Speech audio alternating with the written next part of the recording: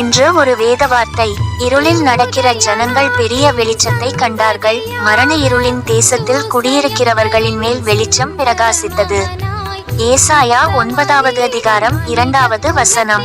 இயேசு கிறிஸ்து சொன்னதாவது: என்னிடத்தில் விசுவாசமாயிருக்கிற எவனும் இருளில் இராதபடிக்கு நான் உலகத்தில் ஒளியாக வந்தேன். யோவான் 12வது அதிகாரம் 46வது வசனம். தொடர்புக்கு இயேசுவே சமாதானத்தின் அடைக்கலம். ஊழியங்கள். சகோதரர் KVP ஆனந்தராஜ். Cell number 9629909971.